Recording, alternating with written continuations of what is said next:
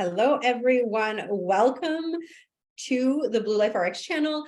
My name is Natalie Pelto. I am one of the co-founders of Blue Life RX, and today we are going to talk about a topic that nobody ever wants to talk about, which is how to support your kids through constipation. And of course, this is a bit of a personal story to most parents. Most parents have actually gone through their kids going through some form or other of constipation, whether it be our children are very busy and running around, whether we're traveling and they're just refusing to go. This world that we live in truthfully kind of gears us towards this type of situation. So today I'm going to give you guys some amazing information on how to relieve constipation naturally and without weird supplements or without anything, just by using natural health practices that are going to really help to move things forward, literally.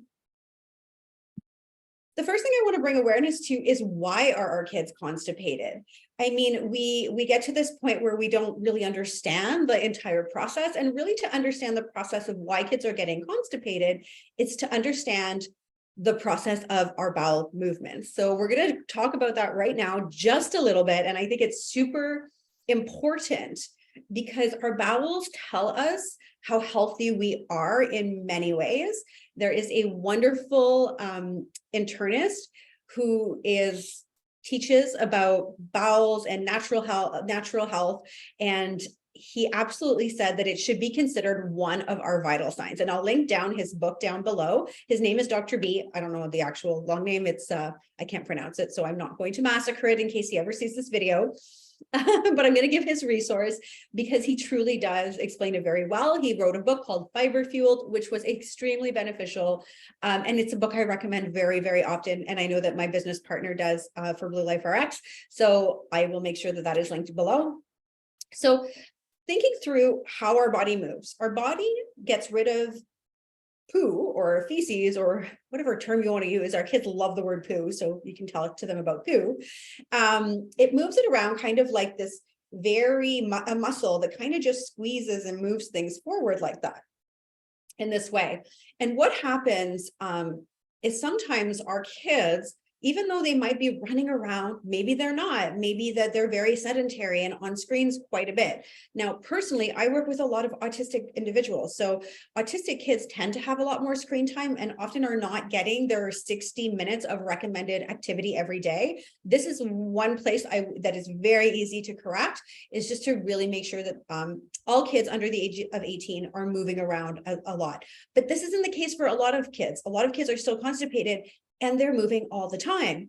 And so what is really happening then within the body?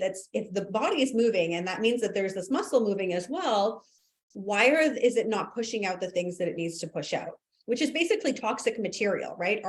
Our fecal matter is everything that is the waste of what we don't want in our bodies. So the parts that we don't need.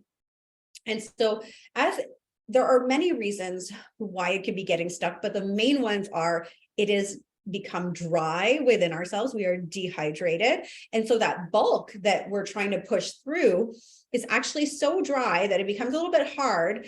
And then it creates kind of not blockages that are like blockages where you would need to go to the hospital, but back up, right? So if there's this really hard portion right here, then everything behind it is not going to really move forward either. And so for our children, this can be very painful. It can be like cramping. So the number one tip that I can give you is to make sure that your children are drinking water. Now, if you want to have the right way to measure them, it's usually in ounces based on their height or weight. I'll have to look again. But usually I tell anybody that's roughly around the age of 5 and up, is generally around 750 mils, which is almost a liter. And then underneath 5 is usually at least 500 plus mils, which is quite a bit. It's like a bottle of water at least a day. And many children are not even getting near that.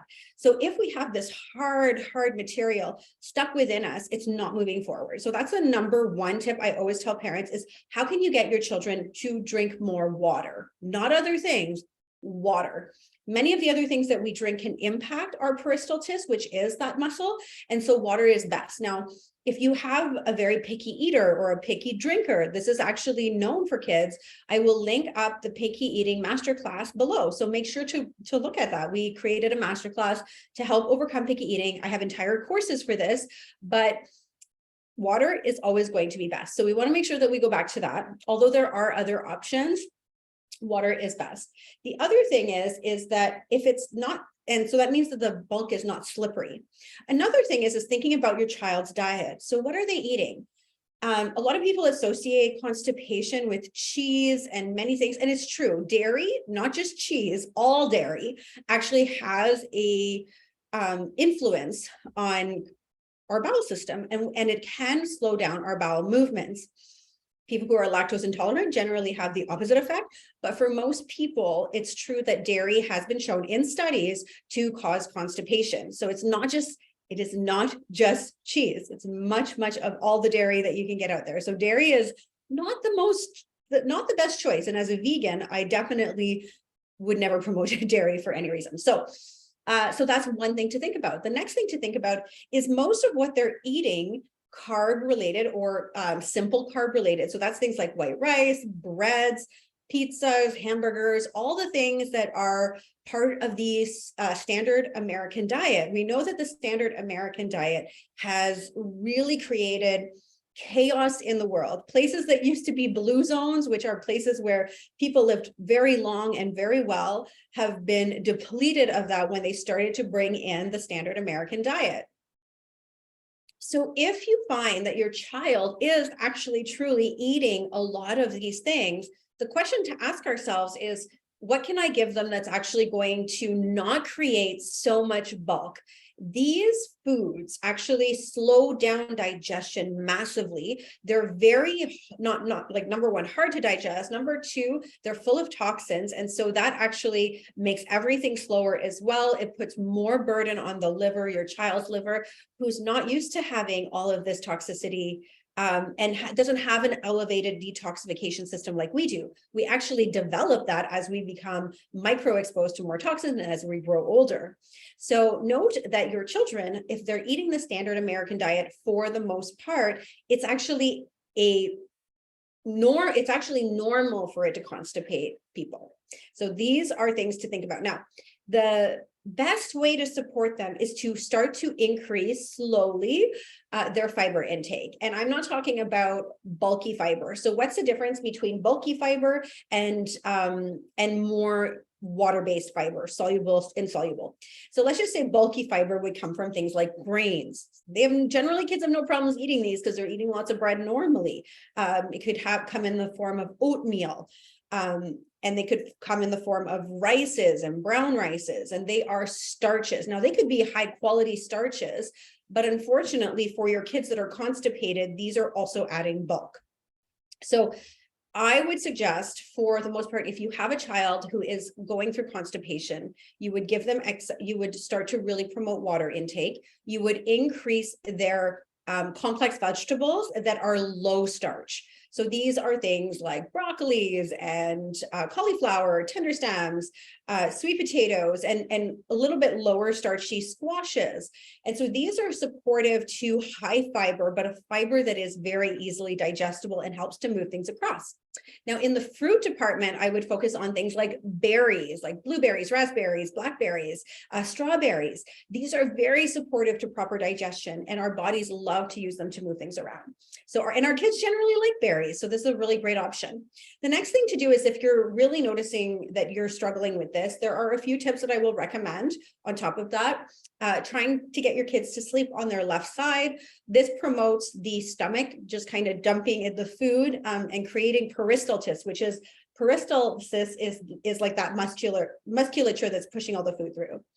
And then I would also, or if you can't convince them to lay on their side through sleeping, that's totally fine. They could take little breaks of laying on their side, like for a little bit, slightly elevated on their side after dinner. Very supportive, something you can do at home, don't need any kind of intervention. And then also doing very, very great lymphatic drains. So lymphatic drainages are basically giving massages that are very specific. Now, I'm going to link a YouTube video for you guys if I can find it, or at least a tutorial of some sort below, where the most important thing in doing a lymphatic drain is to do circular motions and to really focus on pushing everything towards the heart. Our lymphatic system is part of our detoxification system and needs extra support. It doesn't move naturally. And so it's very helpful to help it move around, and also giving light belly massages towards the way that the body digests. So I think if I showed it to you, it would be reversed. So I'm going to post and put a link below to show that as well. So these are some powerful tips for you guys. Now, you guys let me know what you thought of these tips. And if you need any more information, make sure to check out all our links below and to follow, like, and share if you would, to support the Blue Life RX movement.